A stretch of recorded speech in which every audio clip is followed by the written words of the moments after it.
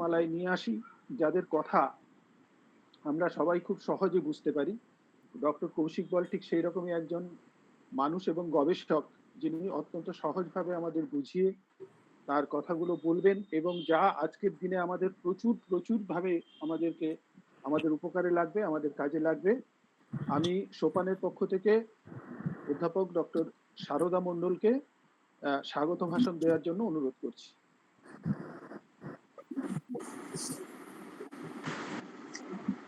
নমস্কার প্রত্যেককে, এবং আমাদের আজকের যে সম্মানীয় বক্তা আছেন কৌশিক বাবু, তিনি তো বটেই, এবং তার সঙ্গেও দীপক বাবু যে বললেন যে আমরা গাড়িতে ওনার সঙ্গে থাকার জন্য যে ইউনিভার্সিটির সম্মানীয় আধিকারিকদের আমাদের সঙ্গে পেয়েছি, তাদেরকেও আমি সশ্রদ্ধ প্রণাম জানাচ্ছি। এবার সচিব হিসেবে, মানে অনারারি সচিব হিসেবে প্রত্যেক বছরই আমাকে নতুন শ্রোতা যারা আছেন তাদের জন্য সোপানের একটা পরিচয় দিয়ে দিতে হয়। এই সোপান নামটা আমরা দিয়েছিলাম, সেটা হচ্ছে study of people and nature. তার ওই SOP এইটা নিয়ে আমরা সোপান নামটা তৈরি করেছি। আর আজকে 6ই জুন 2026 আমরা যাত্রা শুরু করেছিলাম, আপনারা শুনলেন, 6ই জুন 2021। আর সেই জন্য আমরা খুব গর্বের সঙ্গে জানাচ্ছি যে আমরা আমাদের 5ম বর্ষ অতিক্রম করলাম। আর এটি আমাদের 6ষ্ঠ ওয়েবিনার যেটি আমরা অর্গানাইজ করছি। আর দু চার কথা যেটা বলতেই হয় প্রত্যেক বছর নতুন শ্রোতাদের জন্য, সেটা হলো সোপানের সুযোগ্য অনারারি সভাপতি ডক্টর দীপক কুমার বড়পন্ডা মহাশয়, যিনি বর্তমানে কলকাতা বিশ্ববিদ্যালয়ের আশুতোষ মিউজিয়াম অফ ইন্ডিয়ান আর্টের কিউরেটর হিসেবে দায়িত্বপ্রাপ্ত। তিনি তার কর্মজীবনের সিংহভাগ সময় উৎসর্গ করেছেন আমাদের বাংলার লোক সংস্কৃতি ও লোকশিল্পীদের মানোন্নয়নে। আর আমি ডক্টর সারদা মণ্ডল, হাওড়ার প্রভু জগৎবন্ধু কলেজের ভূগোল বিভাগের অ্যাসোসিয়েট প্রফেসর। আমি বর্তমানে অনারারি সচিবের দায়িত্ব পালন করছি। আর আমাদের প্রাত্যহিক জীবন তো ওই কলেজের ছাত্রছাত্রী, ইউনিভার্সিটির ছাত্রছাত্রীদের ঘিরেই আবর্তিত হয়। তাই শুরু থেকেই সোপানের যত সামাজিক এবং শিক্ষামূলক কর্মকাণ্ড হয়েছে তা মূলত ছাত্র সমাজ এবং কিছুটা লোকশিল্পীদের কেন্দ্র করে হয়েছে। আর বিগত বছরগুলিতে আমরা ধারাবাহিকভাবে যে 5টি, মানে আজকে নিয়ে 6টি, গত 5 বছরে যে 5টি ওয়েবিনার আমাদের হয়েছে সেগুলি আমি মোটামুটি বলছি। আমাদের প্রথম যেহেতু কোভিডের সময়, সেই জন্য অতিমারিতে ছাত্র সমাজের ভূমিকা নিয়ে আলোচনা হয়েছিল। দ্বিতীয় বছরে ছিল কৈশোরের মানসিক স্বাস্থ্য, যেখানে মূল বক্তা ছিলেন কলকাতা মেডিকেল কলেজের সাইকিয়াট্রি বিভাগের প্রধান ডক্টর গৌতম বন্দ্যোপাধ্যায়। তৃতীয় বছরে ছিলেন বিশিষ্ট অঙ্কোলজিস্ট এবং কলকাতা বিশেষজ্ঞ শ্রী শঙ্কর নাথ মহাশয়। তিনি আলোচনা করেছিলেন 19 শতকে বাঙালি সাহিত্যিকদের বিজ্ঞান চেতনা। অসাধারণ। আমাদের প্রতিটি লেকচারে কিন্তু আমাদের ইউটিউব চ্যানেলে আছে। যারা আজকে শুনছেন তারা যদি তাদের মনে হয় তাহলে তারা আমাদের ইউটিউব চ্যানেলে গিয়ে সেই লেকচারগুলি শুনতে পারেন। আর এছাড়াও সোপান ওই 2000 ওই সালেই সোনাঝুরির হাট এবং বাউল উৎসব হয়েছিল, তার একটা সহযোগী হিসেবে কাজ করেছিল। এবং ছাত্রছাত্রীদের বিকল্প আয়ের দিশা দেখাতে নামমাত্র মূল্যে আমাদের কয়েক সপ্তাহের শেয়ার ট্রেডিং কোচিং এই কোর্সটাও হয়েছিল, এবং সেটি মানে কন্ডাক্ট করেছিলেন আমাদেরই কলেজের ফিজিক্সের অধ্যাপক ডক্টর কিশোর মুখোপাধ্যায়। গত বছর 2025 সালের বার্ষিক অনুষ্ঠানে আমরা কলকাতা বিশ্ববিদ্যালয়ের এই বিজনেস ম্যানেজমেন্ট বিভাগের অধ্যাপক ডক্টর শর্মিষ্ঠা ব্যানার্জি মহাশয়ের কাছ থেকে আলোচনা শুনেছিলাম ইন্টার্ন টু এন্টারপ্রেনিয়রশিপ বিষয়ে। তিনি অসাধারণ একটা দিক নির্দেশনা আমাদের দিয়েছিলেন।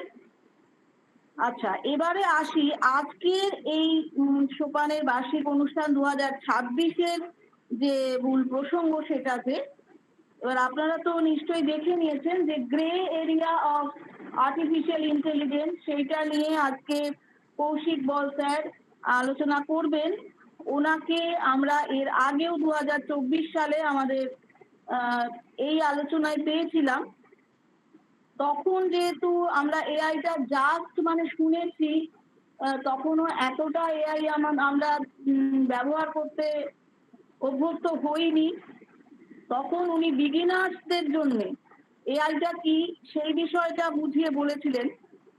আর দেখুন 2 বছরের মধ্যে কি পরিস্থিতি, যে এত ডিপ ফেক, এই এত ফেক নিউজ ইত্যাদিতে ছেয়ে গেছে, এবং নানান ভাবে ভালো তো নিশ্চয়ই আছে, কিন্তু মন্দ ভাবে এআই এর ব্যবহার চলছে, যে 2 বছরের মধ্যে আমাদের এই গ্রে জোন নিয়ে আলোচনায় বসতে হচ্ছে।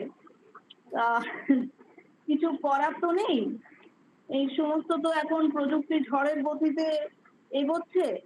এবার ডক্টর আমাদের যে কৌশিক বল স্যার, তিনি তার প্রাঞ্জল বক্তব্যে সেই অ্যালগোরিথমিক আর্কিটেকচার এবং ভেঙে পড়া সামাজিক সীমানাগুলির ব্যবচ্ছেদ করবেন, আমরা শুনবো। এবং গুগল মিট প্ল্যাটফর্মে আয়োজিত আজকের এই মননশীল সফর আমরা রেখেছি 75 মিনিটের। দেখি যে কতটা আমরা আমাদের সময়ের সঙ্গে মানিয়ে চলতে পারি।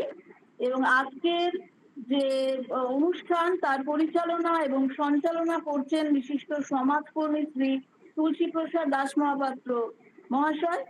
এবং ডক্টর কৌশিক বলের বক্তব্যের পর যারা অডিয়েন্স আছেন তাদের মনে নানা প্রশ্ন বা জিজ্ঞাসা যা উদ্ভব হবে তার উত্তর দিতে আমরা একটি ইন্টারঅ্যাক্টিভ প্রশ্নোত্তর পর্বের অংশ রেখেছি। আর অনুষ্ঠানের সবশেষে ধন্যবাদ জ্ঞাপন করবেন আমাদের সোপানের সভাপতি, এবং যারা ওনাকে চেনেন তারা জানেন যে উনি ভীষণই কর্মদক্ষ এবং ভীষণই এনার্জেটিক। তিনি আমাদের হচ্ছেন ডক্টর দীপক বড়পন্ডা মহাশয়। এছাড়াও আমাদের এই ওয়েবিনারটি সম্প্রচার সুচারু করবার জন্য কয়েকজন তরুণ ছাত্রছাত্রী তারা নেপথ্যে কাজ করছেন। একজনকে তো আপনারা এডিটিং এর মধ্যেই কথা বলতে শুনলেন, তাদেরকেও আমি ধন্যবাদ জানাচ্ছি। এবং আশা করি প্রতি বছরের মতো এবারও এই আলোচনা আমাদের চিন্তা ভাবনাকে সমৃদ্ধ করবে এবং নতুন এক চেতনার উন্মেষ ঘটাবে। আগামী দিনগুলিতেও আপনারা এইভাবেই সোপানের পাশে থাকবেন এই আন্তরিক প্রার্থনা জানিয়ে এবং সবাইকে আবারও শুভেচ্ছা জানিয়ে আমি আমার স্বাগত ভাষণ এখানেই শেষ করছি। নমস্কার। এবার কৌশিক বল স্যার, আপনি আপনার বক্তব্য শুরু করুন। নমস্কার, সকলকে শুভ সন্ধ্যা। সোপানের যারা উদ্যোক্তা রয়েছেন আজকে, তাদের সকলকে আমার কৃতজ্ঞতা জানাই। আজকে আমাকে আরেকবার এখানে এই অত্যন্ত একটি তাৎপর্যপূর্ণ সন্ধ্যায় কিছু বলতে সুযোগ দেওয়ার জন্য। আজকে আমরা স্মরণ করছি যাকে ডক্টর শচীন্দ্রনাথ বড়পন্ডা, তাকে স্মরণ করে যে অনুষ্ঠান, সে অনুষ্ঠানে আজকে যে বিষয় নিয়ে আলোচনা করতে চলেছি আমি, সেই বিষয়টিও আজকের দিনের পরিপ্রেক্ষিতে অত্যন্ত প্রাসঙ্গিক। এবং আমি আশা করব যে আজকের এই বক্তব্যের মাধ্যমে আমি উপস্থিত কিছু মানুষের অন্তত কিছু মনের কুয়াশা দূর করতে সক্ষম হব। যদি হই তাহলেই আজকে এই কথা বলাটা সার্থক হবে। আমি কৃতজ্ঞতা জানাচ্ছি আমার কলিগ ডক্টর দীপক বড়পন্ডা মহাশয়কে। উনি আমাকে উৎসাহ দিয়ে এই অনুষ্ঠানটিতে সামিল হওয়ার জন্য মানে আমন্ত্রণ জানিয়েছিলেন। আমি ধন্যবাদ জানাচ্ছি সোপানের সাথে যুক্ত শ্রীমতী শারদা মণ্ডল ম্যাডামকে। আর কৃতজ্ঞতা জানাচ্ছি শ্রী তুলসী প্রসাদ দাস মহাপাত্রকে। তার বক্তব্যের জন্য। এবারে আমি আপনাদেরকে বলতে বলতে আমি কিছু প্রেজেন্টেশন বানিয়েছি, সেগুলো যদিও ইংরেজিতে, আমি বলবো বাংলায়, সেটি আমি একটু শেয়ার করার চেষ্টা করছি।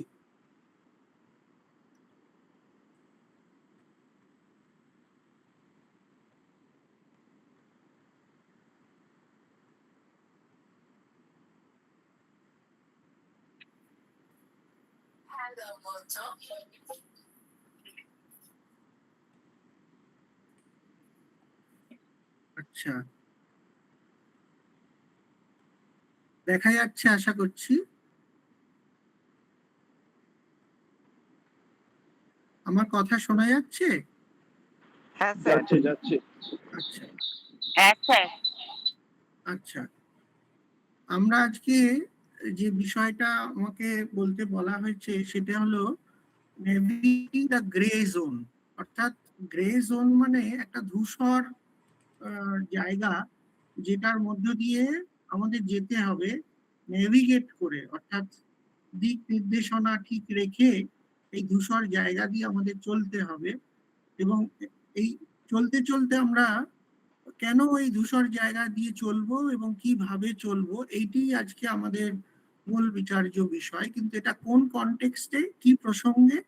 প্রসঙ্গটা হলো যে ট্রুথ, অর্থাৎ সত্য কোনটা, আর্ট এবং যে কোনো ক্রিয়েশন, আর্ট বলে নয় শুধু, আর্টটা একটা জাস্ট রিপ্রেজেন্টেশন, আর্টের মতোই লেখা হতে পারে, গান হতে পারে, যে কোনো জিনিস, আর প্রাইভেসি, এই তিনটে আজকের আর্টিফিশিয়াল ইন্টেলিজেন্স বা কৃত্রিম বুদ্ধিমত্তার যুগে এই তিনটে বিষয়ের মধ্যে আমরা যে একটা ধূসর জায়গা অনুভব করছি, বাস্তবে যেটা দেখছি, তার মধ্যে দিয়ে কিভাবে আমরা পথ চলবো, সেইটাই আজকে আমাদের এই আগামী প্রায় ঘন্টাখানেক সময়ের মধ্যে আলোচনার বিষয় হতে চলেছে। সেইখানে যাওয়ার আগে আমি আজকে শ্রদ্ধার সাথে স্মরণ করতে চাই যার স্মৃতিতে এই অনুষ্ঠানটি হচ্ছে, অর্থাৎ প্রয়াত শ্রী ডক্টর শচীন্দ্রনাথ বরা পান্ডা। তাকে আমার অন্তরে শ্রদ্ধাঞ্জলি জানাই। একজন বাংলা ভাষার একজন সাহিত্যিক, তার সম্বন্ধে আমি সম্প্রতি একটি বই পড়লাম। তিনি বাংলা সাহিত্য চর্চা করেছেন আমাদের কলকাতা বিশ্ববিদ্যালয় থেকে, বাংলায় তিনি ডক্টরেট ডিগ্রি করেছেন, অনেক লেখালেখি আছে ওনার, কয়েকটি লেখা পড়লামও আমি। এবং তারপরেও ওনার বহুবিধ কর্মকাণ্ড ছিল, নানা বিষয়ে ওনার উৎসাহ ছিল, এবং সবচেয়ে বড় পরিচয়টা আমার মনে হয়েছে যে তিনি একজন মানব দরদী মানুষ ছিলেন, সমাজ সেবার সাথে যুক্ত থাকতেন। এবং ওনার লেখা পড়লে বোঝা যায় যে কতটা গভীর, অথচ কতটা সহজ, সিম্পল ভাবে তিনি নিজের মনের কথাটা লিখতেন, বক্তব্যটা লিখতেন এবং ভাবতেন। হ্যাঁ, তো তার এই স্মৃতিতে যে বিষয়টা নিয়ে আমি বলবো, এবং তার যে মূল কারণ, বলাটা কারণ হচ্ছে যে এখন আমরা একটা কৃত্রিম বুদ্ধিমত্তা বা আর্টিফিশিয়াল ইন্টেলিজেন্সের যুগের মধ্যে ঢুকে পড়েছি। এই যুগে আমাদের এখন আর্টিফিশিয়াল ইন্টেলিজেন্স এমন ভাবে চারিদিক থেকে ঘিরে ফেলেছে, বা আমরা তার মধ্যে ডুবে গেছি, যে এর থেকে বেরোনোর বোধহয় আর পথ নেই। এবার পথ যে নেই, এই আর্টিফিশিয়াল ইন্টেলিজেন্স ধীরে ধীরে ক্রমশ তার যে কৃত্রিম বুদ্ধিমত্তা, সেটা এত দ্রুত, এত বেশি পরিমাণে উন্নত হয়ে উঠেছে যে এখন মানুষের বুদ্ধিকেও যেন ছাপিয়ে যাওয়ার চেষ্টা করছে। আমরা যে কোনো আলোচনায় শুনতে পাই যে এই আর্টিফিশিয়াল ইন্টেলিজেন্সের কারণে নাকি মানুষের চাকরি চলে যাবে, মানে তার কাজ কমে যাবে, ইত্যাদি প্রভৃতি। এই প্রসঙ্গে আমি আবার খুবই তাৎপর্যপূর্ণভাবে ডক্টর বরা পান্ডার একটি লেখা, যেটি আমার সাথে শেয়ার করা হয়েছিল, সেইটিতে ফিরে যাই। সেই লেখাটি হচ্ছে জীবন বোধ, অর্থাৎ ডক্টর বরা পান্ডার বোধহয় শেষ লেখা, তেমনটি বলা হয়েছে। এবং সেখানে আমি খানিকটা অংশ পড়ে শোনাচ্ছি, তাহলেই বুঝবেন যে আজকের বিষয়টা কতটা প্রাসঙ্গিক এবং সেটা কেন আমরা আজকে যার স্মৃতিতে আলোচনাটা করছি তার স্মৃতিতে আলোচনা করার উপযুক্ত বিষয়। উনি বলছেন, ওনার কথাটা শুরুই হচ্ছে বিচার শক্তি দিয়ে। আমি পড়ে শোনাচ্ছি। মানুষের শিক্ষা বুদ্ধি বড় জিনিস নয়, সবচেয়ে বড় তার বিচার শক্তি, বিবেচনা শক্তি, যেগুলো তার সন্তান সন্ততির জন্য মঙ্গলজনক। সবসময় মানুষ তার সন্তান বা শিশুর ভবিষ্যৎ মঙ্গলের কথা ভেবে যদি আচার আচরণ, কথাবার্তা বলে বা কাজ করে, তাতে তার শিশুর ও নিজের ভবিষ্যৎ মঙ্গলদায়ক হয়। সবসময় বিচার বিবেচনা করে কাজ বা আচরণ করতে হয়, তাতে ভবিষ্যৎ ভালো হয়। ভাবতে হয় যে কাজ করছি তাতে ভবিষ্যৎ কত ভালো কিংবা মন্দ হবে। আপাতত যা ভালো মনে হয় তা ভবিষ্যতেও যে ভালো হবে এমন কোনো কথা ঠিক নয়। আমি লেখাটি পড়া শেষ করলাম। আপনারা যদি এইটুকু লেখা পড়েন তাহলে দেখবেন এখানে উনি যেটা বলতে চেয়েছেন যে মানুষের বুদ্ধিটাই খুব বড় জিনিস নয়। সত্যিই তো, আজকে এই কৃত্রিম বুদ্ধিমত্তার যুগে এসে আমরা দেখতে পাচ্ছি যে এই আর্টিফিশিয়াল ইন্টেলিজেন্স মানুষের বহু ইন্টেলিজেন্সকে ছাপিয়ে চলে যাচ্ছে। অর্থাৎ মানুষ আর ভবিষ্যতে তার নিজের বুদ্ধির জোরে যে খুব কিছু করে উঠতে পারবে এমনটা মনে করার এখন আর কোনো কারণ দেখছি না। তাহলে মানুষ কি অপ্রাসঙ্গিক হয়ে যাবে? বরাপান্না বাবুর লেখাতেই তার উত্তর নিহিত আছে যে না, তা হবে না। বিচার বিবেচনা এই জায়গাগুলো মানুষেরই ছিল, মানুষেরই থাকবে এবং এগুলোই প্রকৃতভাবে মনুষ্যত্বের পরিচয় হিসেবে থেকে যাবে। বাকি যেটুকু যুক্তি, তর্ক, বুদ্ধির জায়গা, সেই জায়গাগুলো ধীরে ধীরে কিন্তু আমাদের এই টেকনোলজি দখল করে নিতে পারে। মানুষকে তাই এমন একটা জায়গায় পৌঁছতে হবে বা এখন থেকেই চেষ্টা করতে হবে, আমাদের সমাজ এবং আমাদের কাজকে এমন ভাবে সাজাতে হবে বা ডিজাইন করতে হবে যাতে কিনা কৃত্রিম বুদ্ধিমত্তা এবং টেকনোলজি তারা বেশিরভাগ কাজ করবে, চিন্তা করবে, যুক্তি বুদ্ধির কাজগুলো করবে, কিন্তু তার শেষে তার ভালো মন্দ, উচিত অনুচিত সেই বিচারের রাশটা মানুষের হাতেই রেখে দিতে হবে। তবেই মানুষ কিন্তু সার্ভাইভ করবে। এই জায়গাটা নিয়ে আজকের দিনে সারা পৃথিবীর বহু চিন্তাশীল ব্যক্তি, যারা বিশেষ করে একদম এই কৃত্রিম বুদ্ধিমত্তার যে গবেষণা তার একদম সামনের সারিতে বসে কাজ করছেন, তারা সকলে মিলে কিন্তু এই নিয়ে আলোচনা করছেন। আজকেও টাইমস অফ ইন্ডিয়ায় এই নিয়ে একটি আলোচনা হয়েছে যে একটি অন্যতম অনেক বড় কোম্পানি যারা এই আর্টিফিশিয়াল ইন্টেলিজেন্স সফটওয়্যার নিয়ে কাজ করে, তার একটি লেখা পাবলিশ হয়েছে যেখানে কিন্তু এই ধরনের কথারই প্রতিধ্বনি শোনা গেছে। কেমন? আমি এইটুকু বলে এবারে মূল বিষয়টিতে আসি, এবং মূল বিষয়টিতে আসার আগে আমি একটুখানি আরেকটু সময় চেয়ে নিচ্ছি একটা মুখবন্ধের জন্য, যে আমি ধরে নিচ্ছি আমাদের আজকে এই অনুষ্ঠানে যারা শুনছেন তারা সকলেই আজকের দিনে জানেন যে কৃত্রিম বুদ্ধিমত্তাটা কি বা অন্তত তার অ্যাপ্লিকেশন গুলো কিভাবে কিভাবে হচ্ছে। তবু আমি একটুখানি ছুঁয়ে যাচ্ছি বিষয়টা, যে ধরুন আজকের দিনে আপনি যখন মোবাইল ফোনটা হাতে নিয়ে চলছেন তখন জানবেন আপনার হাতে যে যন্ত্রটি আছে সেই যন্ত্রটি যে কাজ করছে সেই কাজটি কিন্তু কৃত্রিম বুদ্ধিমত্তার মাধ্যমেই করছে। অর্থাৎ আপনি যন্ত্রটিকে যে ছুঁয়ে খুলে ফেলছেন বা আপনার মুখ দেখে সে অন হয়ে যাচ্ছে, এই কাজটি টেকনোলজি দিয়ে যেভাবে হচ্ছে তার পেছনে কিন্তু একটা কৃত্রিম বুদ্ধিমত্তা কাজ করছে। কেন এই কথা বললাম? যে আপনার মোবাইল ফোনটি আপনার মুখের ছবিটি দেখে বুঝে নিতে পারছে যে এটি অন্য কেউ নয়, আপনি। অর্থাৎ আপনার মোবাইলটি অন্য কারোর মুখের সামনে ধরলে আপনার মোবাইলটি অন হবে না, বা অন্য কারোর আঙুলের ছোঁয়ায় সেটি অন হবে না। এটি আপনার মুখ দেখে বা আপনার আঙুলের ছোঁয়াতেই অন হবে। এই যে বুদ্ধিটা ওকে যে শেখানো হচ্ছে যে আপনার এই জিনিসটা দেখলে তবে যেন ও অন হয়, এইটাই কিন্তু কৃত্রিম বুদ্ধিমত্তার একটা অন্যতম অঙ্গ। অর্থাৎ তাকে ট্রেনিং দিতে হয়।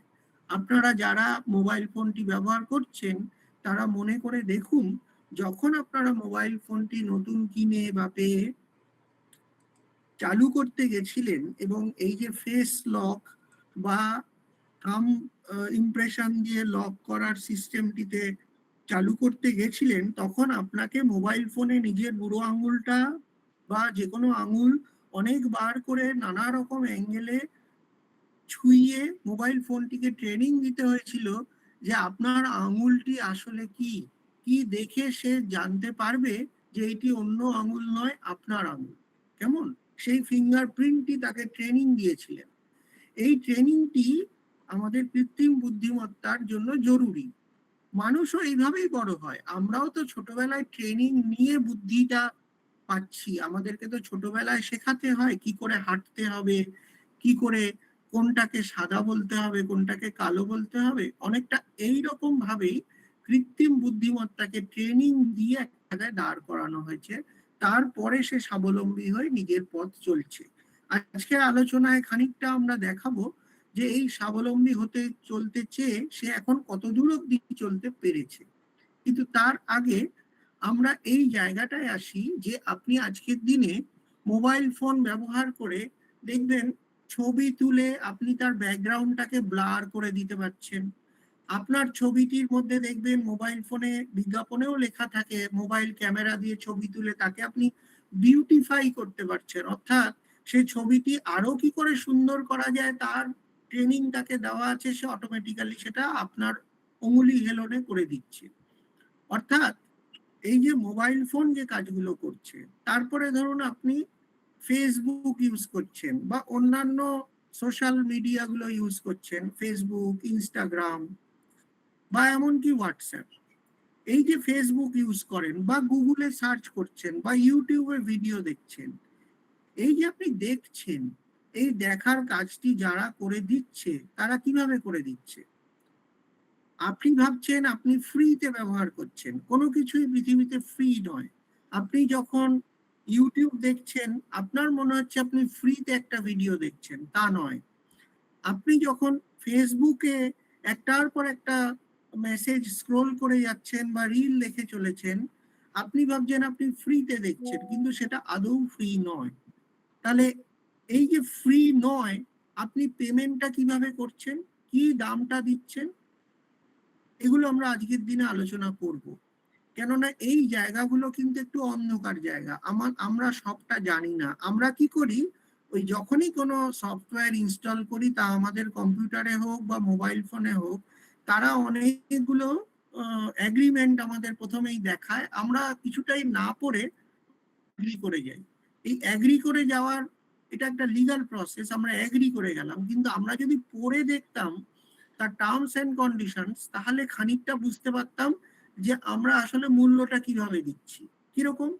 ফর এক্সাম্পল, একটা তো যে মূল্য আমরা দিচ্ছি সেটা হলো আপনি নিজেকে তাদের সামনে এক্সপোজ করে দিচ্ছেন। অর্থাৎ আপনি যখন ফেসবুকটা স্ক্রল করছেন, তখন ফেসবুকটা যে এআই দিয়ে চালনা করা হচ্ছে, সেই এআই কিন্তু আপনার সম্বন্ধে অনেক তথ্য নিয়ে নিচ্ছে। কিভাবে নিচ্ছে বলি।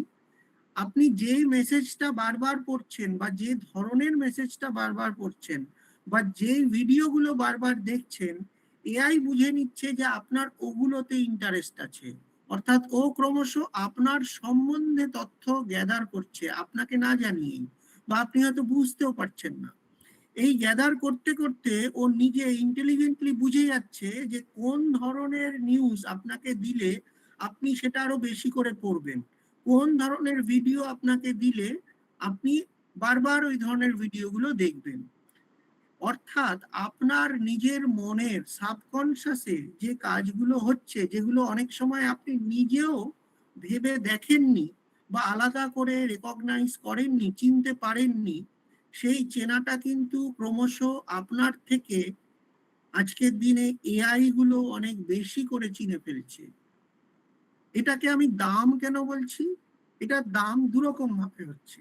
এক, এই যে আপনার সম্বন্ধে জানছে, আপনাকে জানছে, আপনার পছন্দ জানছে, সেই পছন্দগুলো জেনে সেই অনুযায়ী ও কিন্তু এই ধরনের অ্যাপ বা সফটওয়্যার গুলোর মাধ্যমে আপনাকে বিজ্ঞাপনগুলো এনে দিচ্ছে। অর্থাৎ আপনি দেখবেন যেই ধরনের বিজ্ঞাপনগুলো দিচ্ছে সেগুলো বেশিরভাগই আপনার খুব ইন্টারেস্টিং মনে হচ্ছে। আসলে ইন্টারেস্টিং আপনার বিজ্ঞাপনগুলোকে মনে হচ্ছে না, আপনার ইন্টারেস্টটাও আসলে বুঝে গিয়ে সেই রকম বিজ্ঞাপনগুলোই আপনাকে দেখাচ্ছে। এটা কিন্তু টিভিতে বিজ্ঞাপনের মতন নয়। টিভিতে যে বিজ্ঞাপনগুলো দেখায় সেই বিজ্ঞাপনগুলো আপনি ইন্টারেস্টেড হন বা না হন অটোমেটিক আসতে থাকে, তারা স্পন্সর করে বলে। কিন্তু আপনার ফেসবুক, আপনার ইউটিউব ইত্যাদিগুলো যে বিজ্ঞাপনগুলো আপনাকে দিতে থাকে সেগুলো কিন্তু র্যান্ডম নয়। সেগুলো বেশিরভাগ সময়, যদি না আপনি সেটিংয়ে গিয়ে সেই অপশনগুলোকে অফ করে দিয়ে থাকেন, তাহলে জেনে রাখবেন বেশিরভাগ সময় আপনার যেগুলো ইন্টারেস্ট আছে সেই অনুযায়ী ও কিন্তু বিজ্ঞাপনগুলো আপনার সামনে এনে দিচ্ছে, সেই অনুযায়ী রিলগুলো আপনার সামনে এনে দিচ্ছে।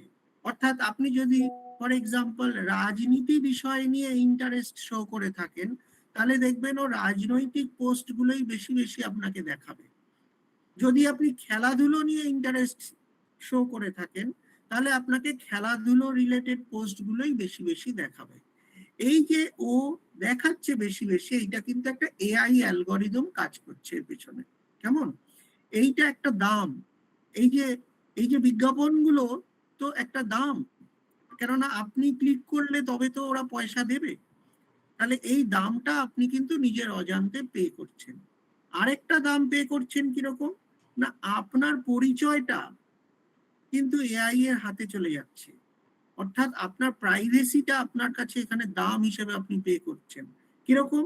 আপনার পরিচয় মানে আপনি ভেবে দেখুন আপনার পরিচয়টা আসলে কি। আপনার মোবাইল নাম্বার বা আপনার আধার নাম্বার ইত্যাদিগুলো যেমন আপনার একটা পরিচয়ের একটা মানদণ্ড সেট করছে, তেমনি আপনি আসলে মানুষটি কিরকম, আপনি কি ভালোবাসেন, আপনি খেতে ভালোবাসেন না খেলা দেখতে ভালোবাসেন, এটাও তো আপনার পরিচয়। সেই পরিচয়টাও কিন্তু এআই এর হাতে চলে যাচ্ছে। অতএব আমরা যখন আজকের দিনে দাঁড়িয়ে 2026-এর জুন মাসে এআই নিয়ে আলোচনা করছি, তখন আমাদের মনে রাখতে হবে যে আমাদের জীবনের অনেকটা অংশই কিন্তু এআই এর সামনে অলরেডি আমরা এক্সপোজ করে দিয়েছি আমাদের মোবাইল ফোন এবং অন্যান্য ডিভাইসের মাধ্যমে। আরেকটা জিনিস খেয়াল করে দেখবেন যে অনেক সময় এটা আমাদের একটা খুবই কমন এক্সপিরিয়েন্স, যে আপনি কোনো একটা বিষয়ে কথা বলছেন, আপনার মোবাইলে দেখবেন সেই বিষয়ের বিজ্ঞাপনগুলো চলে আসছে। অর্থাৎ আপনার মোবাইল ফোন, এই নিয়ে অনেক আলোচনা হয়েছে যে মোবাইল ফোন কি তাহলে আড়ি পেতে আমার সব কথা শুনছে বন্ধ অবস্থাতেও, নাহলেও বুঝছে কি করে যে আমি এই বিষয় নিয়ে কথা বলছি। এই নিয়েও অনেক চর্চা হচ্ছে, পসিবিলিটি আছে, টেকনোলজি সেই সাপোর্টটা কিন্তু দেবে। এবার আমি ফিরে আসি আমাদের এই স্লাইডটায়, যে সত্যি সত্যি আমরা যদি ভাবি যে এই ঘটনাগুলো কি আমাদের জীবনে ঘটেছে বা আমরা কি এই ঘটনাগুলো সম্বন্ধে জানতে পেরেছি। দেখুন মনে করে যে গত 1 মাসে আপনি কি এরকম কোনো ছবি দেখেছেন যে ছবিটা আসলে সত্যি নয়, বা এরকম কোনো মেসেজ পড়েছেন যে মেসেজটা আসলে সত্যি নয়, বা আপনাকে কোনো এমন ফোন কল করা হয়েছে যে ফোন কলটা আপনি যেরকম ভাবছেন তেমনটা নয়। অনেকের ক্ষেত্রে কিন্তু এর উত্তর হ্যাঁ হবে। আমরা প্রায়ই এমন ছবি দেখি যে ছবিগুলো হচ্ছে সত্যিকারের ছবি নয়, এআই জেনারেট করেছে। এমন অনেক মেসেজ হোয়াটসঅ্যাপে বা ফেসবুকে ফরওয়ার্ড হতে থাকে যেগুলো কিন্তু এআই দিয়ে জেনারেট করা হয়েছে। 2023 সালে একজন অভিনেত্রী রশ্মিকা মান্ডানা, তার একটা মানে ডিপ ফেক ভিডিও ভাইরাল হয়ে গেছিল এবং দিল্লি পুলিশ সেই মানে ভিডিওটি ভাইরাল করার পেছনে যার হাত ছিল তাকে গ্রেপ্তারও করেছে। একই রকম ভাবে সচিন তেন্ডুলকারকে দেখা গেছে একটি অ্যাপের প্রোমো করতে, কিন্তু পরে জানা গেছে সেই সেই ভিডিওটিও ফেক ছিল। একই রকম ভাবে সুধা মূর্তি এবং আরবিআই গভর্নরের কিছু এরকম বানানো ফেক কথোপকথন বা বক্তব্য ভাইরাল হয়ে গেছিল। এই যে ভাইরাল শব্দটা কিন্তু গত 2-3 বছরের মধ্যে বেড়ে গেছে। অর্থাৎ সামান্য একটা জিনিস, ছোট্ট একটা ভিডিও বা ছোট্ট একটা পোস্ট, সেটা মুহূর্তের মধ্যে মানে লক্ষ লক্ষ লোকের মোবাইলে চলে যাচ্ছে, তাদের কাছে পৌঁছে যাচ্ছে। এটাকে আমরা ভাইরাল বলি। এইটি কিন্তু টেকনোলজির কল্যাণে হয়েছে এবং এআই এর অগ্রগতির সাথে এই জিনিসটি আরো বেশি করে প্রমোটেড হয়েছে। এরকম ফোন আসছে যেখানে দেখা যাচ্ছে একজন মানে মেয়ের গলায়, আপনার সন্তানের গলা আপনার ফোনে আসছে যে আমি বিপদে পড়েছি, আমাকে টাকা পাঠাও। জানা যাচ্ছে আপনার সন্তান তখন আপনার ঘরেই বসে আছে। এরকম ঘটনাও ঘটেছে। অর্থাৎ এই সব কিছুর থেকে আমরা যেটা বুঝতে পারছি যে এখন আমরা একই সাথে যেমন এআই এর মাধ্যমে অনেক ভালো ভালো কাজও হচ্ছে, তেমনি আমরা এমন একটা জীবনে, এমন একটা জগতে পৌঁছে গেছি, আমরা চাই বা না চাই, যে এই জগতে কিন্তু প্রতিটা পদক্ষেপে আমাদেরকে খুব সতর্ক থাকতে হবে যে আমাদেরকে বোকা বানানো হচ্ছে না তো, আমরা ভুল করছি না তো, আমরা ভুল দেখছি না তো, বা ভুল ভাবছি না তো। এই যে একটা যুগে চলে এসেছি, এই যুগ নিয়ে, এই যুগে কি করে আমরা চলবো সেই নিয়ে আমরা আগামী স্লাইডগুলো আলোচনা করব। 3টে প্রশ্ন মূলত আজকে আমরা বেছে নিয়েছি, যেগুলো নিয়ে আমরা আলোচনা করব। যে এটা কি সত্যি, এটা একটা প্রশ্ন। আরেকটা প্রশ্ন হচ্ছে এটা কার বানানো, কে বলেছে, কে লিখেছে, কে এঁকেছে, কে গেয়েছে। আরেকটা হচ্ছে যে কে এই জিনিসটা দেখছে, কারা আমাকে জানছে, কারা আমার সম্বন্ধে জানতে পারছে, কে দেখছে। এই 3টি প্রশ্নকে ঘিরেই কিন্তু আজকে আমাদের এই সেশনে পথ চলাটা হবে। এই 3টি প্রশ্নই কিন্তু ছুঁয়ে গেছে ট্রুথ, আর্ট আর প্রাইভেসিকে। এবার বলি, এআই দিয়ে শুরু করেছিলাম।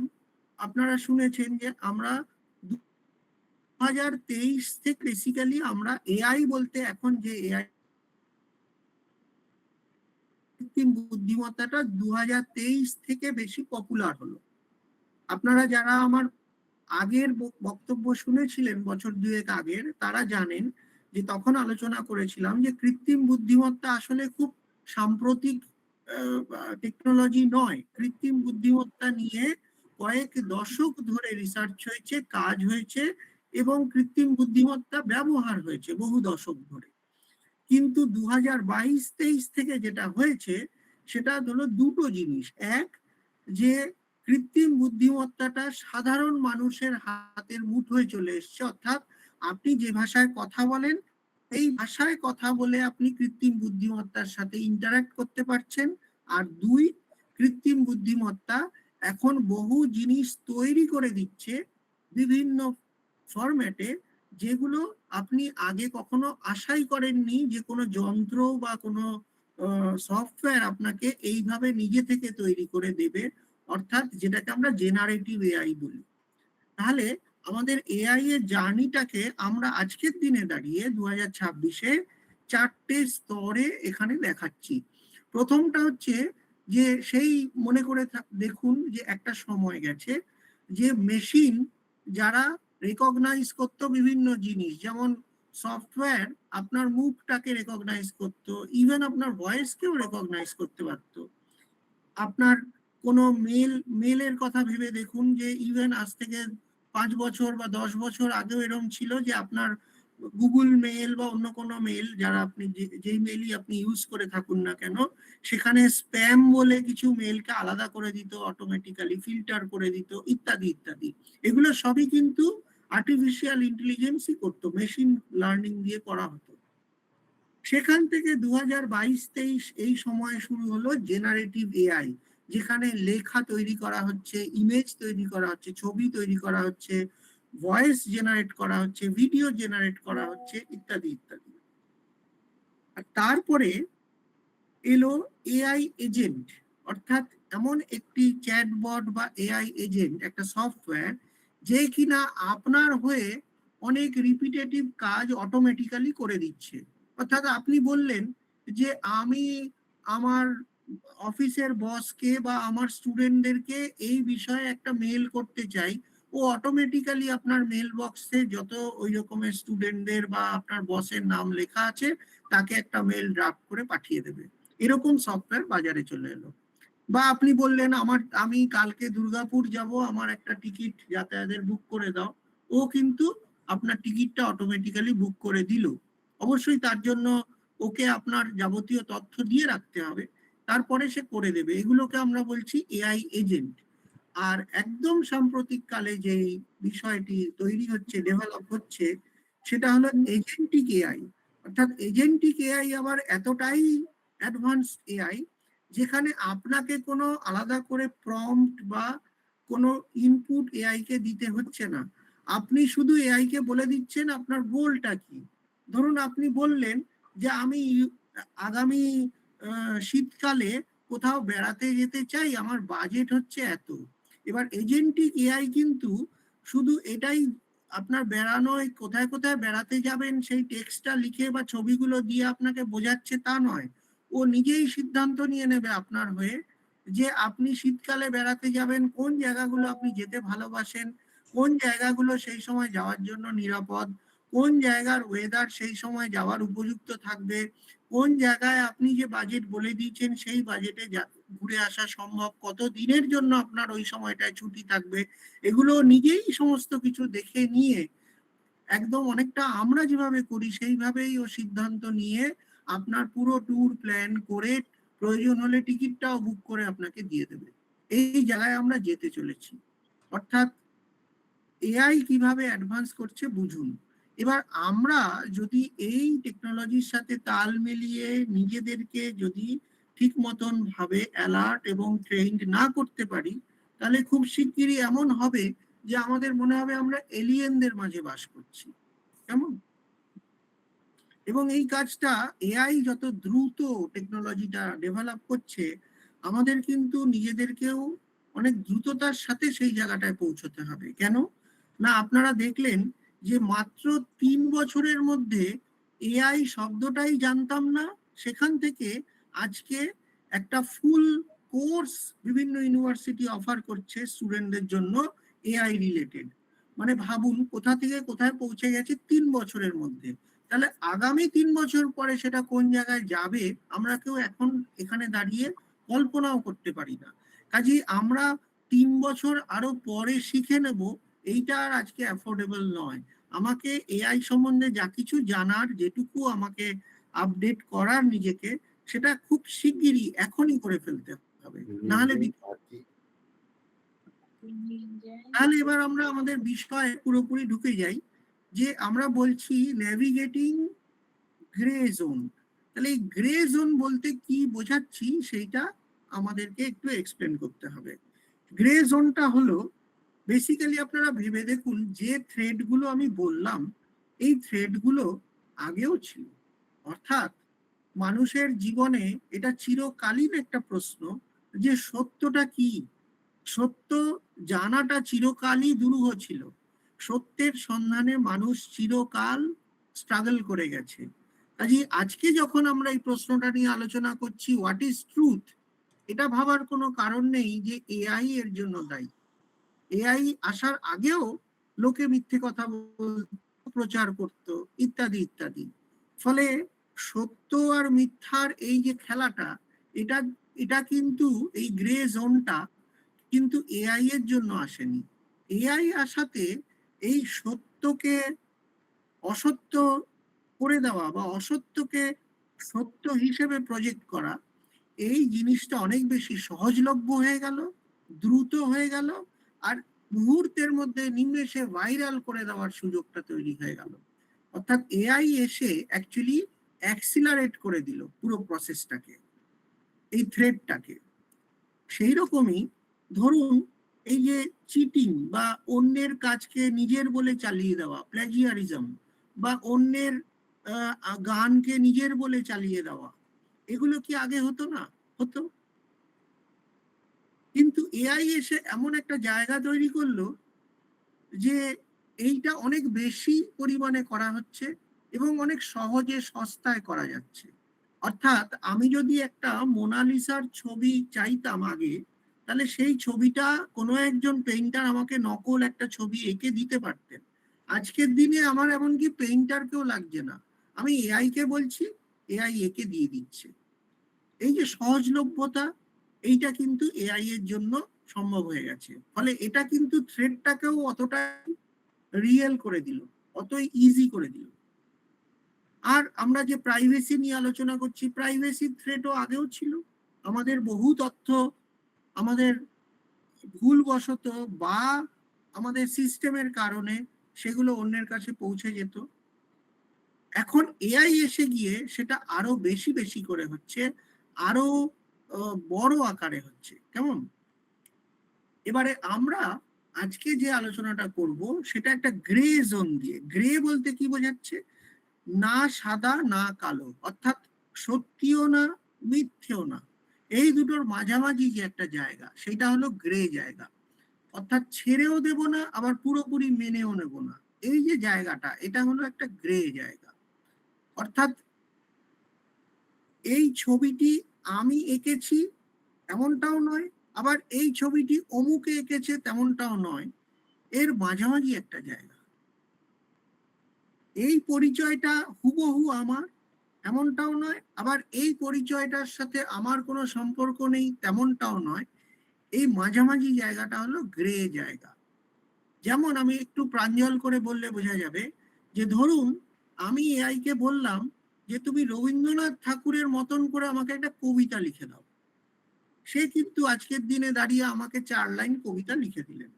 এবারে কবিগুরু সেই কবিতা নিজে পড়লে হয়তো মানতেন না, কিন্তু বহু লোক সেটাকে হয়তো কবিগুরুর লেখা হিসেবেই ভুল করতে পারে। এবার প্রশ্ন হলো, এই যে লেখাটি, এটি তো কবিগুরুর লেখা নয়, আবার এটি আমারও লেখা নয়, বা আমার জানা কোনো ব্যক্তিরও লেখা নয়। এআই এই লেখাটা লিখেছে কবিগুরুর অনেক লেখাকে অ্যানালিসিস করে, তার লেখার স্টাইল, ভাষা ইত্যাদি জেনে তার মতন করেই লিখেছে। আমরা আগে শুনতাম না যে মানে অনুপ্রেরণায় গান বানানো হয়েছে, মানে একটা বিদেশি গানের অনুপ্রেরণায় একটা বাংলা গান তৈরি হলো, এই যেন অনেকটা সেই রকমের। বুঝতে পারলেন? এটা একটা গ্রে জায়গা তৈরি হয়ে গেল। আমরা ক্রমশ এগুলো নিয়ে আলোচনা করব আরেকটু ডিটেলে। তাহলে আমি যেটা বললাম যে ট্রুথ, আর্ট আর প্রাইভেসি, এই তিনটের সম্বন্ধে আলোচনা করছি, এবং তার মাঝখানে যে গ্রে জোনটা রয়েছে, ওভারল্যাপ করে রয়েছে, সেই জায়গাটা নিয়ে মূলত আমরা আজকের দিনে আলোচনাটা করব। ট্রুথটা কি? যখন দেখব যে দেখার বিশ্বাস করার মধ্যে একটা ফারাক তৈরি হয়ে যাচ্ছে, সেই গ্রে জোনটা হচ্ছে আমাদের আজকের আলোচ্য বিষয়। বহু ফরওয়ার্ডেড মেসেজ আপনারা ফেসবুকে বা অন্যান্য হোয়াটসঅ্যাপ বা অন্যান্য সোশ্যাল মিডিয়ায় পাবেন, যেই ফরওয়ার্ডেড মেসেজগুলো আসলে হয়তো দেখা যাবে ফলস বা ফেক। কেমন? বহু ভিডিও আছে যেগুলো ফেক, বহু ছবি আছে যেগুলো আসলে সত্যি নয়। আমি দেখাচ্ছি লোকে বন্যায় ভেসে যাচ্ছে, কিন্তু আসলে বন্যাই হয়নি, ছবি দেখিয়ে দিলাম। এগুলো হচ্ছে মানে ট্রুথকে চ্যালেঞ্জ করে যেগুলো বানানো। এবার এইগুলোকে নিয়ে সাইবার ক্রাইম হয়, ইত্যাদি হয়। একটা উদাহরণ দিই, এই 2025 সালে চেন্নাইতে এরকম হয়েছিল, এক মানে একটি মানে তার নাতির গলা নকল করে ফোন এসছে যে 30,000 টাকা অমুক অ্যাকাউন্টে এক্ষুনি পাঠাও, নালে মুশকিল হয়ে যাবে। তো কপাল ভালো ছিল, সেই ফ্যামিলিতে একটা কোড ওয়ার্ড সবাই বলে রেখেছিল যে এই ধরনের কল যদি কেউ করে তাহলে একটা কোড ওয়ার্ড জেনে কনফার্ম করা যে এই কলটা সত্যি কিনা। এবং যেই মাত্র নাতির ফোনটা পেয়ে দাদু জিজ্ঞাসা করলেন যে সেই কোড ওয়ার্ডটি বলো, সাথে সাথে যে আর কি মানে টাকা লুট করার জন্য এই ফোনটা করেছিল সে কেটে দেয়। ইনফ্যাক্ট গত বছরের শেষ কোয়ার্টারে দেখা গেছে হরিয়ানাতে 450% মানে প্র্যাকটিক্যালি 4.5 টাইমস হচ্ছে এই ধরনের সাইবার ক্রাইমের ঘটনা বেড়ে গেছে, যেগুলো ফেক জিনিসকে দিয়ে করা হয়েছিল। ঠিক আছে, কাজে এটা একটা সিরিয়াস ব্যাপার। একই রকম ভাবে এই যে আমি বললাম যে যে ক্রিয়েশন গুলো, লেখাটা কার, টিচারদের কাছে এটা সমস্যা, যেটা কে লিখেছে, স্টুডেন্ট লিখেছে নাকি সে এআই কে দিয়ে লিখিয়েছে, এটাও একটা গ্রে এরিয়া হয়ে গেছে। কেননা আইন এখনো সেইভাবে শক্তপোক্ত হয়নি। প্লেজিয়ারিজমের যে রুল রয়েছে, সেই রুলটা ইটসেলফ এখন একটুখানি ধোঁয়াশা হয়ে গেছে, যে কাকে প্লেজিয়ারাইজড বলবো। আমি যখন একটা প্রম্পট লিখে এআই কে দিয়ে কিছু পাচ্ছি, সেটা কি প্লেজিয়ারাইজড? তাহলে আমি ওটাকে কিভাবে ট্রিট করব? অর্থাৎ লিগাল অ্যাক্টিভিটি গুলোও কিন্তু এখনো একটা গ্রে এরিয়ার মধ্যে দিয়ে চলছে।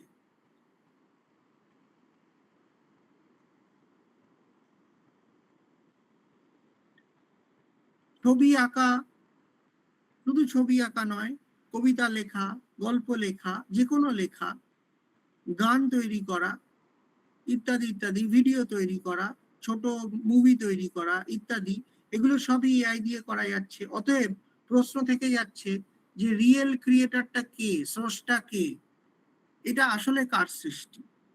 কেউ তর্ক করবেন যে যে মানুষটি প্রম্পট লিখে ওই ছবিটি আঁকাচ্ছে এটি তার সৃষ্টি। কেউ তর্ক করবেন এটি মেশিনের সৃষ্টি। কেউ তর্ক করবেন না, মেশিনটি যেই সেটটা দেখে ট্রেন্ড হয়েছেন, অর্থাৎ যাদের ছবি বা যাদের লেখা পড়ে ট্রেন্ড হয়েছেন, এটা আসলে তাদেরই পরোক্ষ সৃষ্টি। এই তর্ক এখনো চলছে। প্রশ্নটা থেকে গেছে যে who is the real creator. কেমন? ইউএস কোর্ট এবং বেশিরভাগ দেশের কোর্টই যেটা এখন রায় দিয়েছে যে এআই এর দ্বারা সৃষ্ট যে কোনো জিনিসের ওনারশিপ কিন্তু এআই এর হাতে থাকে না। অর্থাৎ কপিরাইট নিতে গেলে আপনাকে কোনো একজন মানুষের নামেই নিতে হবে। পিওরলি এআই দ্বারা তৈরি কোনো ইমেজ বা কোনো ডকুমেন্ট কিন্তু কপিরাইট করা যাবে না। কেমন? এইটা কিন্তু এখন ল এর মধ্যে ঢুকছে ক্রমশ। প্রাইভেসি নিয়ে কিছু কথা বললাম। এবারে দেখুন এইখানেও প্রাইভেসি তো লিকেজ হতোই, আধার নাম্বার বাইরে চলে যাচ্ছিল, বিক্রি হচ্ছিল, আমাদের সিম কার্ডের নাম্বার গুলো বিক্রি হয়েছে, আমরা বহুবার পেপারে পড়েছি বিগত বেশ কিছু বছর ধরে।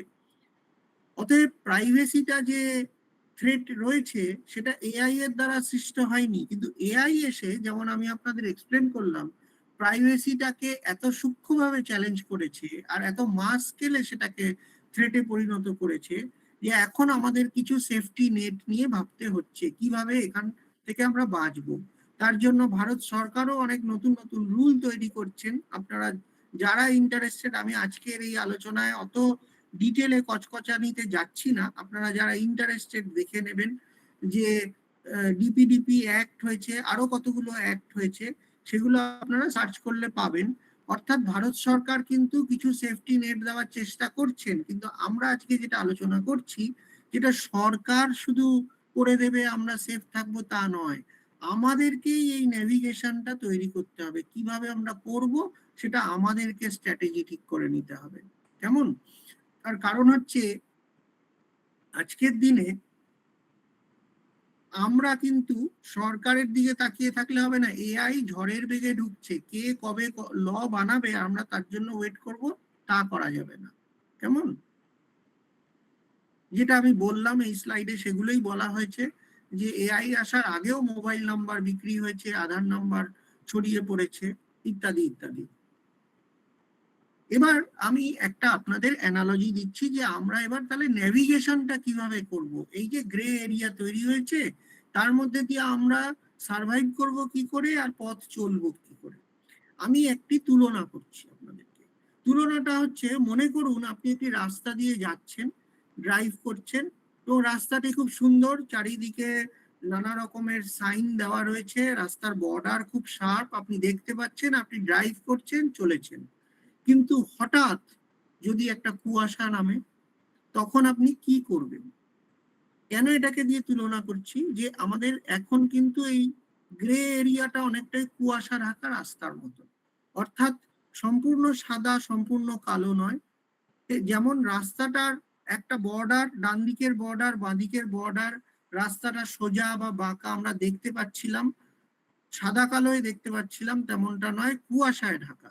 এই কুয়াশায় ঢাকা রাস্তায় ড্রাইভ করতে গেলে আমরা সাধারণত যে যে ধরনের পদ্ধতি ফলো করি, আমাদের জীবন যাপনেও কিন্তু আমাদের সেই পদ্ধতিগুলোই তুলনামূলকভাবে করতে হবে যদি আমরা এই গ্রে এরিয়া দিয়ে নেভিগেট করতে চাই। কুয়াশা এলে আমরা কি করি? আমরা প্রথমে স্লো হয়ে যাই। আপনি ধরুন 100 কিলোমিটার বেগে গাড়ি চালাচ্ছিলেন পরিষ্কার রাস্তায়, যেই কুয়াশায় ঢেকে যাবে আপনি কিন্তু আর 100 কিলোমিটার স্পিডে চালাতে পারবেন না। চালালে অ্যাক্সিডেন্ট হওয়ার সমূহ সম্ভাবনা, আপনাকে স্পিড কম করে দিতে হবে। এই তুলনাটা করলাম কেন না, যখনই আপনি আজকে এআই এর দুনিয়ায় আছেন তখন আপনাকে সবকিছু একটু পজ করে স্লো করে ভাবতে হবে। অর্থাৎ আপনি একটা মেসেজ পেলেন, সেই মেসেজটা একটা গ্রুপে পেয়ে আপনি আরেকটা গ্রুপে ফরওয়ার্ড করার আগে ভাববেন যে এই মেসেজটা সত্যি তো, যেটা ফরওয়ার্ড করতে চলেছি সেটা কারেক্ট তো। এই অভ্যাসটা আমাদের করতে হবে। ধরুন একটা কিছুতে আপনি ক্লিক করে দিচ্ছেন, অটোমেটিক ক্লিক করার আগে আপনাকে 2 মিনিট ভাবতে হবে যেটা আমি ক্লিক করব তো, একটু পড়ে দেখতে হবে তার ওপর নিচে সূক্ষ্মভাবে কি লেখা আছে। তা না হলে কিন্তু সমূহ বিপদের সম্ভাবনা। অর্থাৎ যে কোনো কাজ করার আগে একটু সাবধানতা অবলম্বন করতে হবে। বিশেষ করে যদি কেউ তাড়াহুড়ো করে, ধরুন ফোন করে বলছে এক্ষুনি টাকা পাঠাও, এক্ষুনি এখানে চলে এসো, এই আর্জেন্সিটা, আপনাকে কিন্তু ডাবল চেক করতে হবে, ক্রস চেক করতে হবে। সত্যি তো এটা, আজকের দিনে কিন্তু এটাই বাস্তব। আপনার এটা যতই মনে হোক আনকমফোর্টেবল, কিন্তু আজকের দিনে এই প্রিকশন গুলো আপনাকে নিতে হবে। তাড়াহুড়ো করলে চলবে না, আর অন্ধভাবে কাজ করলে চলবে না। আপনি কোনো একটা ছবি দেখেই উত্তেজিত হয়ে গেলে চলবে না। আপনাকে আগে জানতে হবে ছবিটা সঠিক তো, বা যে মেসেজটা পেয়েছি সেটা কারেক্ট তো, ক্রস চেক করতে হবে। ক্রস চেক করার পরে উত্তেজনা আসার বা উত্তেজিত হওয়ার অনেক সময় থাকবে, কিন্তু পেয়েই উত্তেজিত হয়ে লাভ নেই। সেই রকম ভাবে আপনি যখন নিজে কিছু ক্রিয়েট করছেন তখন আপনি যে টুলগুলো ইউজ করবেন সেই টুলগুলো ইউজ করুন, কিন্তু আমার রেকমেন্ডেশন হচ্ছে আপনি টুলগুলো ইউজ করার সময় নিজের জাজমেন্টটাকে টুলের হাতে দিয়ে দেবেন না। অর্থাৎ আপনি বললেন যে আমাকে একটা চিঠি লিখে দাও, সেই চিঠি হয়তো এআই লিখে দিল, কিন্তু আপনি চিঠিটা না পড়ে কাউকে পাঠাবেন না। আপনি চিঠিটা পড়ে দেখুন যে আপনি যেরকম চেয়েছিলেন সেরকমটা লিখেছে তো। ধরুন কোনো স্টুডেন্ট একটি লেখা জমা দিল, জমা দেওয়ার পরে টিচার পড়তে গিয়ে বুঝলো যে স্টুডেন্ট এআই দিয়ে লিখেছে, স্টুডেন্টের শাস্তি হবে। তাহলে স্টুডেন্টের কি করণীয়? লেখাটা লেখার পরে পড়ে দেখতে হবে যে লেখাটা সে ঠিক লিখেছে তো। ভেবে দেখুন, যদি না পড়ে তাহলে কিন্তু স্টুডেন্টেরও বিপদ আছে। আচ্ছা, যদি সে পড়তে চায় যে লেখাটা সে ঠিক লিখেছে কিনা, তাহলে তাকে কিন্তু এই যে জাজমেন্টটা তো দিতে হচ্ছে লেখাটা ঠিক কি নয়। অর্থাৎ যেই স্টুডেন্টটি কিছুই জানে না সে কিন্তু একটা ভালো লেখা আপনা আপনি লিখতে পারবে না। তাকে তো এআই কে বোঝাতে হবে সে কি চায়, অতএব তাকে কিছুটা জানতেই হবে। কেমন? তৃতীয় যে জায়গাটা, যে আপনার যে কোনো জিনিস শেয়ার করার আগে আপনি 2 মিনিট ভেবে দেখবেন। আপনি যখন ফেসবুক করেন, ফেসবুকের সেটিং এ গিয়ে আগে দেখে নিন আপনি ফেসবুকের সাথে এক্স্যাক্টলি কি কি কতটা পরিমাণে শেয়ার করার পারমিশন দিয়ে রেখেছেন। আপনার মোবাইল নাম্বারটাও শেয়ার হয়ে গেল কিনা, আপনার অন্যান্য প্রেফারেন্স গুলো শেয়ার হয়ে গেল কিনা।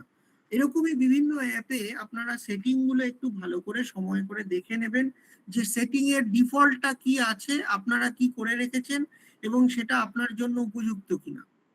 তবেই আপনি খানিকটা গার্ড পাবেন। আর বললাম ফ্যামিলিতে সেফ ওয়ার্ড ইউজ করুন, যাতে এরকম কোনো ফেক কল এলে আপনারা সেটাকে আইডেন্টিফাই করতে পারেন। আমার পরিচিত একজন বিশ্ববিদ্যালয়ের প্রফেসর, তার ব্যাংক অ্যাকাউন্ট থেকে বহু হাজার টাকা এইভাবে চলে গেছে। সাইবার ক্রাইমে কমপ্লেন করেও তার সুরাহা কিন্তু শেষ পর্যন্ত হয়নি। অতএব এমন নয় যে এটা শুধু যাদের শিক্ষা দীক্ষা কম তাদের জন্য এটা সত্যি, ইভেন সবচেয়ে শিক্ষিত লোকদেরকেও কিন্তু এই সেফগার্ড গুলো এখন রাখতে হবে।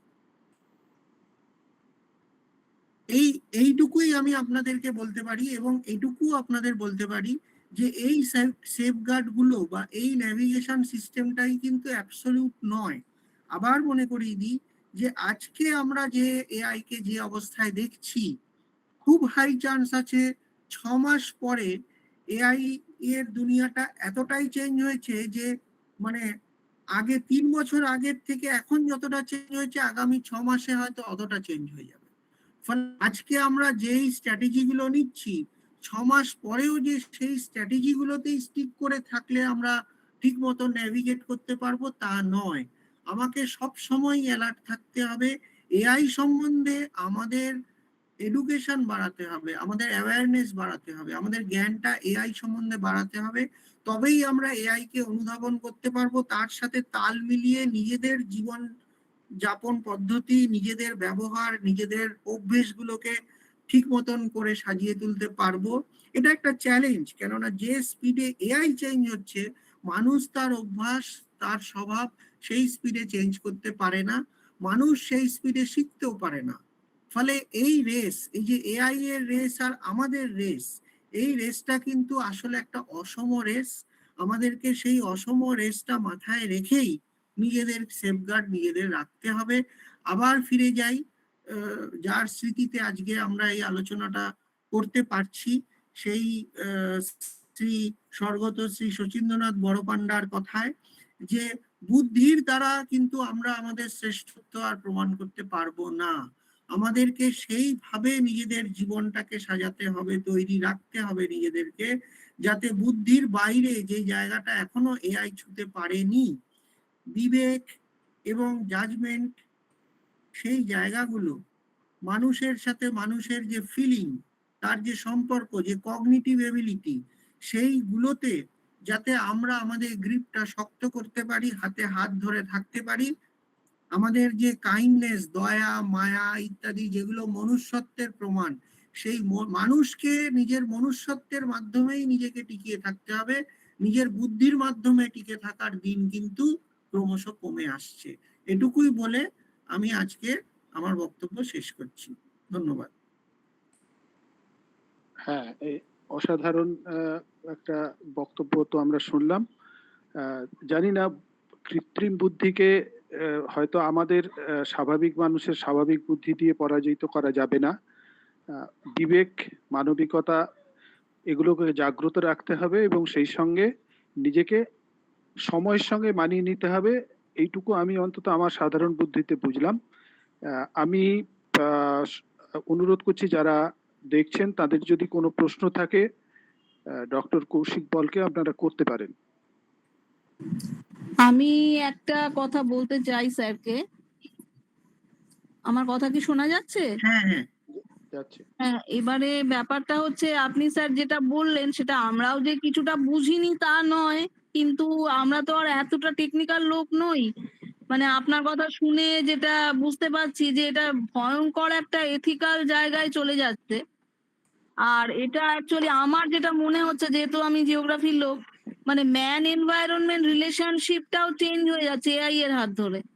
আর আমরা আর একটা কথা বারবারই শুনছি, জানি না সেই কথাটা কতটা যে এই যে এআইটা চালু থাকছে তো বিশাল বিশাল সার্ভার, মানে এগুলো সব প্রোপ্রাইটারি কিছু ব্যাপার, বিষয় সেই সার্ভার গুলোর জন্য নাকি প্রচুর জল খরচ হয়ে যাচ্ছে এবং পৃথিবী নাকি জল শূন্য হবে এই সব কারণে। এই ব্যাপারটা কতদূর কি সত্যি এইটা আমি একটু জানতে চাই। না, এই কথাগুলো সত্যি তো বটেই। কেন এটাকে এআই এর ক্ষেত্রে এটাকে আমরা সার্ভার বলছি না, এটাকে ওরা বলে ডেটা সেন্টার। অর্থাৎ ডেটা বা তথ্যই হলো এআই এর খাদ্য, বুঝতে পেরেছেন? তথ্য ছাড়া এআই কিন্তু বিকলাঙ্গ। এই তথ্য যে সেন্টার গুলোয় রাখা হচ্ছে সেই তথ্যর পরিমাণটা কিন্তু সাংঘাতিক বড়, এত বড় যে কল্পনার বাইরে। এই তথ্যগুলোকে ধরে রাখার জন্য যে ডেটা সেন্টার গুলো তৈরি করা হচ্ছে, সেই ডেটা সেন্টার গুলোয় যে মেশিন গুলো রান করছে, সেই মেশিন গুলোকে রান করাতে গেলে যে পরিমাণে আমাদের রিসোর্স খরচ হচ্ছে, জল এবং অন্যান্য এনার্জি, সেটা কিন্তু সিগনিফিকেন্ট মানে প্রচন্ড বেশি। এবং এনভায়রনমেন্ট সায়েন্সের লোকেরা যারা ইকোলজি নিয়ে কাজ করেন বা যারা এনার্জি কনজারভেশন নিয়ে কাজ করেন, তারা কিন্তু বহু জায়গায় এই নিয়ে সোচ্চার।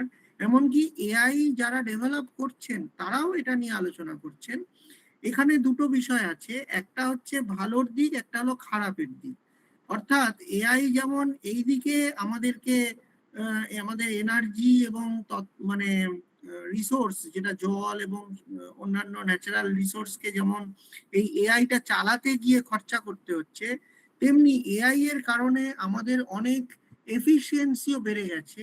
আমরা আগে যে কাজটা করতে যতটা খরচ হতো, মানে রিসোর্স খরচ হতো, এখন এআই এর কল্যাণে সেটাকে অনেক কম খরচ করে আমরা সেই কাজটা করতে পারছি।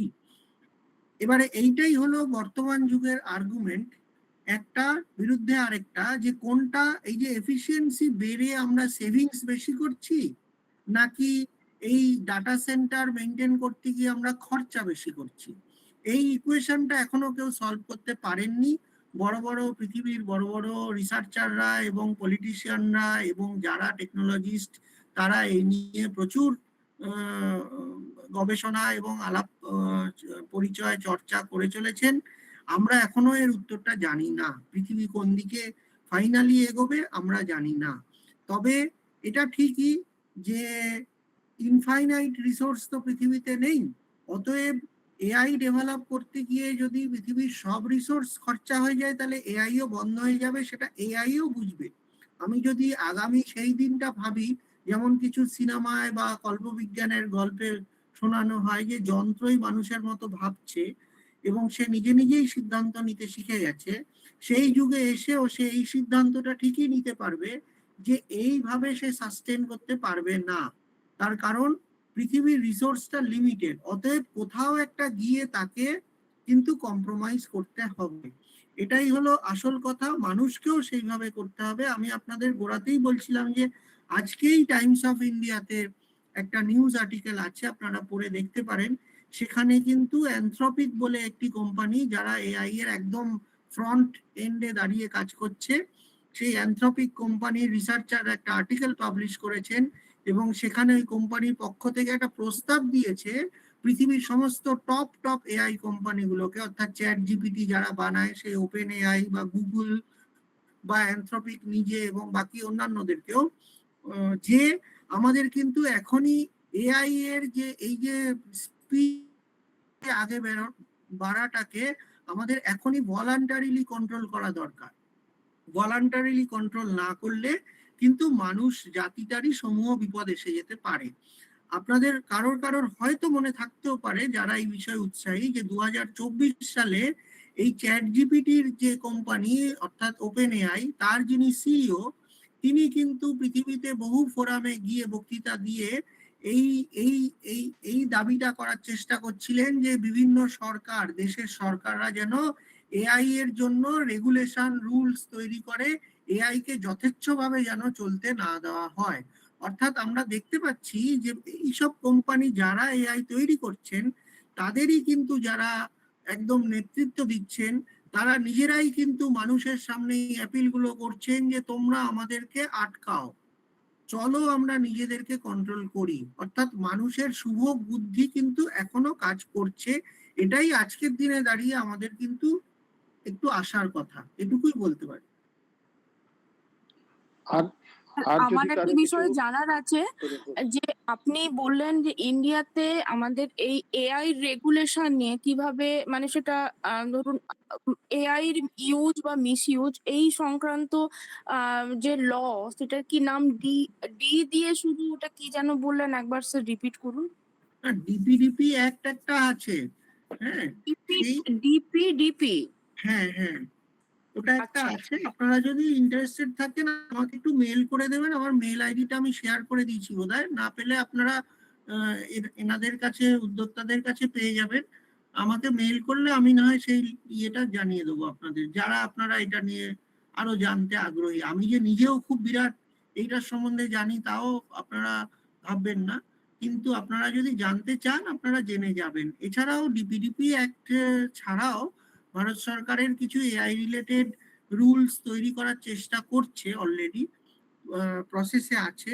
এবং আমাদের যারা শিক্ষা জগতের সাথে যুক্ত তারা জানবেন যে ন্যাশনাল এডুকেশন পলিসি 2020-তেও এআই রিলেটেড অনেক কিছুই কিন্তু ইনক্লুড করা হয়েছে, যেগুলো তার আগের পলিসিগুলোয় থাকার সুযোগই ছিল না, কারণ এআইটাই সেই সময় ছিল না। কিন্তু এখনো কোনো পলিসি এআই কে সার্বিকভাবে রেগুলেট করার মতন করে তৈরি করা যায়নি। ডিপিডিপি অ্যাক্ট বা অন্যান্য অ্যাক্ট যেগুলো বলছে যে যদি আপনি এআই ইউজ করে কিছু জেনারেট করে থাকেন, তাহলে আপনাকে সেটা ডিসক্লোজ করতে হবে যে এটা এআই দ্বারা জেনারেটেড। দেখবেন আজকাল ফেসবুকে অনেকটা সেটা করার প্রভিশন দিচ্ছে। আপনারা যদি কিছু পোস্ট করেন ও জানতে চাইছে এটা এআই জেনারেটেড নাকি নয়, এই ধরনের কিছু সেফগার্ড বিভিন্ন জায়গায় করার চেষ্টা শুরু হয়েছে। আর যদি কারো কিছু প্রশ্ন থাকে দয়া করে করতে পারেন। হ্যালো, শুনতে পাচ্ছেন? আর কিছু প্রশ্ন আছে? সম্ভবত আর কিছু প্রশ্ন নেই। ডক্টর বল যতটা প্রাঞ্জলভাবে সহজভাবে আমাদেরকে বুঝিয়ে বলেছেন, সেটা সত্যিকারের আমাদের খুবই ভালো লেগেছে। আমরাও অনেকটাই সমৃদ্ধ হয়েছি। আচ্ছা, ডক্টর দীপক বড়পণ্ডা কি লাইনে আছেন? হ্যাঁ, আছি। আমি ডক্টর দীপক বড়পণ্ডাকে ধন্যবাদ জ্ঞাপন করে দু একটা কথা বলে আমাদের অনুষ্ঠান শেষ করার জন্য অনুরোধ করছি। ডক্টর দীপক বড়পণ্ডা। সবাইকে নমস্কার। আমি প্রথমেই শ্রদ্ধা জানাবো ডক্টর শচীন্দ্রনাথ বড়পণ্ডাকে। উনি মানবতা এবং শিক্ষার কথা বলতেন, যেটা সব সময়ের জন্য খুব প্রয়োজনীয় একটা বিষয়। সেই জন্য তাকে শ্রদ্ধা জানিয়ে আমি ধন্যবাদের জন্য প্রথম ধন্যবাদ দেব ডক্টর কৌশিক বলকে, যিনি অত্যন্ত কর্মব্যস্ততার মধ্যেও অত্যন্ত প্রাঞ্জলভাবে এই বিষয়টা বোঝালেন এবং এই বিষয়টাতে আরো মানুষকে সবাইকে আগ্রহী করে তুললেন। সেই জন্য তিনি তার অত্যন্ত কর্মব্যস্ততার মধ্যেও এটা করেছেন। সেই জন্য ব্যক্তিগতভাবে আমি কৃতজ্ঞ এবং সোপানের পক্ষ থেকে তাকে ধন্যবাদ জানাই। আমি ধন্যবাদ জানাবো সোপানের ডক্টর সারদা মণ্ডল এবং তুলসী প্রসাদ দাসমাপাত্রকে। এরা প্রত্যেকেই আমার বন্ধু, কিন্তু এরা প্রত্যেকেই ডক্টর শচীন্দ্রনাথ বড়পণ্ডার অনুরাগী। তিনি চেয়েছিলেন যে শিক্ষক আসলে ছাত্র এবং পরম্পরা তৈরি করেন। সেই জন্যই ডক্টর সারদা মণ্ডল এবং তুলসী প্রসাদ মহাপাত্র এবং দাস মহাপাত্র এবং অন্য যারা আছেন প্রত্যেকেই খুব উদ্যোগ নিয়ে তার এই স্মারক বক্তৃতাটা করেন। তাদের সঙ্গে আমার ধন্যবাদের সম্পর্ক না হলেও আমি তাদেরকে ধন্যবাদ দিতে চাই। আমি আজকে ধন্যবাদ এবং কৃতজ্ঞতা জানাবো আজকে এই অনুষ্ঠানে কলকাতা বিশ্ববিদ্যালয়ের মাননীয় রেজিস্ট্রার অধ্যাপক ডক্টর দেবাশিস দাস মশাই এবং deputy registrar doctor Shubhamoy Kisku মশাই থাকার জন্য আজকে এই অনুষ্ঠান অত্যন্ত প্রাণবন্ত হয়েছে এবং আলাদাভাবে তার মর্যাদা বেড়েছে। আমি ধন্যবাদ জানাবো এই অনুষ্ঠানের নেপথ্যে থাকা কর্ণাবতী দাস মহাপাত্র, যে সামগ্রিকভাবেই যে কারিগরি বিষয়টা অত্যন্ত নীরবে প্রতি বছর করে, এবছরও করেছে। সেই জন্য তাকে আমার কৃতজ্ঞতা জানানোর সম্পর্ক নয়, কিন্তু তাহলেও তাকে শুভেচ্ছা জানাবো। সে এই কাজটা প্রতি বছর করে এবং করতে থাকুক। আর ধন্যবাদ জানাবো মেঘনা চক্রবর্তীকে। সে এই রেকর্ডিং করা এবং টেকনিক্যাল অন্যান্য বিষয়ে খুব আগ্রহ দেখিয়েছে এবং দক্ষতার সঙ্গে করছে। এছাড়াও নাম করলাম না অনেকেই আছেন যারা এই বিষয়টায় প্রত্যক্ষ বা পরোক্ষভাবে সহযোগিতা করেছে। আর জানাবো এখানে কলকাতা বিশ্ববিদ্যালয়ের ইন্টার্নশিপ করা প্রচুর স্টুডেন্ট যারা যাদেরকে বলেছিলাম থাকার জন্য তারা থেকেছে এবং আমি দেখলাম শেষ পর্যন্ত তারা থেকেছে, যে বিষয়টা তারা আগ্রহী হয়েছে। সেই জন্য সামগ্রিকভাবে সবাইকে এই অনুষ্ঠানে থাকার জন্য, অনুষ্ঠান আয়োজনের জন্য কৃতজ্ঞতা এবং ধন্যবাদ জানাচ্ছি। স্যার আপনাদের এই সোপানের ইউটিউব চ্যানেলের কি নাম যদি বলেন, মানে আমি আপনাদের এর আগের যে ভিডিওগুলো এই 6ই জুন এই আপনাদের এই সোপানের প্রতিষ্ঠা দিবস উপলক্ষে আপনারা যে এই অনলাইন মিটের আয়োজন করেন তাতে বক্তব্যের সারসংক্ষেপ আমি শুনতে চাই। তো এই কারণে আমি সোপানের ইউটিউব চ্যানেল সোপান নামেই আছে। সোপান নামে হ্যাঁ, নামেই আছে। আমি ওই লিঙ্কটাও তাহলে দীপক বাবুকে দিয়ে দেবো, উনি দিয়ে দিতে পারবেন। ঠিক আছে ম্যাডাম, অনেক ধন্যবাদ। দীপক বাবু, রঞ্জাবতীর কথাটা বোধহয় বললেন না। টেকনিক্যাল দিকটা ও খানিকটা সামলায়। যাই হোক, ঠিক, হ্যাঁ। সবাইকে সোপানের পক্ষ থেকে অসংখ্য অসংখ্য ধন্যবাদ। আজকে আমাদের কলকাতা বিশ্ববিদ্যালয়ের যারা আধিকারিকরাও অনুগ্রহ করে আমাদের এই অনুষ্ঠানটা শুনলেন, আমরা অনেক বেশি খুশি হলাম। ডক্টর কৌশিক বলকে আমাদের সোপানের পক্ষ থেকে অসংখ্য ধন্যবাদ।